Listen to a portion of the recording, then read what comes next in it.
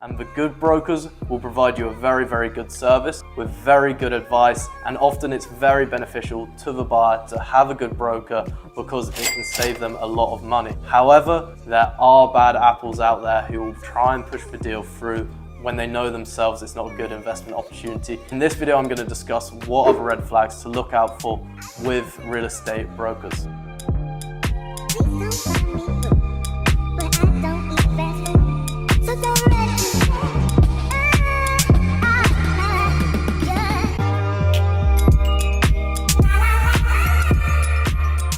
The saying goes, if it sounds too good to be true, it probably is, and that's certainly the case in Dubai real estate. You have so many brokers who will promise you the world, saying you can get 9%, 10% return on investment, when in actual fact that is not true at all. Often if they are quoting this, they're quoting the gross return on investment, which isn't actually correct because you need to calculate it after all your costs are minus, including the agency fees, the DLD fees, the maintenance fees, etc. So if a broker is promising you the world, saying you're going to get a 9% return on investment and you're going to get capital appreciation on top of that, and in 5 years' time you can sell at a lot higher profit, if they're saying all these things, that's a big red flag, because in actual fact they don't know the capital appreciation, and also if the yield sounds too high, it probably is too high for a reason. They haven't done the calculations correctly and they're just telling you that so you buy the property. What often happens, the broker says it's in a developing community, you can expect capital appreciation to go this high.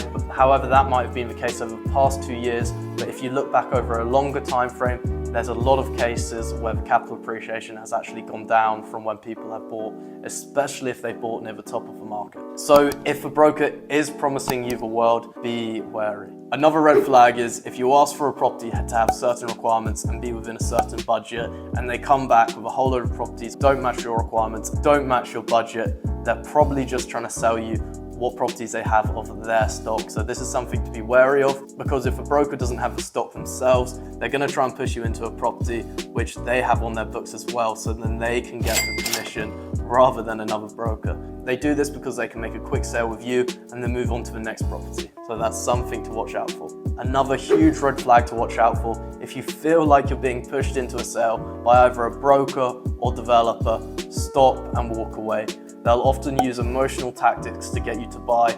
For example, they might say there's only 5% of the units left and that they've got 3 more viewings next week and the property is going to be sold because it's so in demand. And if you feel like you're being pushed into a sale from a broker, just take a step back, because you don't want to be pushed into a deal and then regret it further down the line. In some cases, in high demand areas, especially if it's got a water facing view, they'll be telling the truth. But for example, if there's nothing too special about the location and the property itself, and they're telling you you've got to act quickly, otherwise they're all going to be sold out, they might not be telling the truth. They might just be saying that to cause urgency, because a big sales tactic is to cause urgency with buyers. So this is especially true if you're buying off plan. They'll often use emotional tactics, saying 10% left, 5% left. If you buy within a certain time frame, you don't have to pay X amount of fees, for example. However, never feel like you're being pushed into buying something. If you feel like this, walk away, take a step back.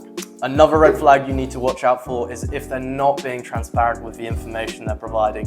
So for example, if you ask for what are all the fees involved and then you find out they haven't told you about the service charge or maintenance costs, etc., then that's something to be wary of. They don't want you to realize that the investment is not as good as what they've promised. So if you do find they haven't been transparent with you after you've asked for information, be wary. A good broker will be very transparent with you and be honest with what you're buying, and will work with you to find an investment which matches all your requirements and investment needs. To conclude, a lot of brokers will try and push you into a sale just so they can get that deal over the line, so then they can move on to the next sale. However, a lot of good brokers won't be trying to do this. They'll be trying to build up a relationship with you. They'll be building up the trust with you, because what that means is if you trust them, 1, you'll use their services again, and 2, you'll recommend that broker to your friends and family. So there's definitely good brokers out there because they see the value in providing a good service, so then they get repeat business after that. If you want to find out if you should invest in Dubai right now, watch this video here.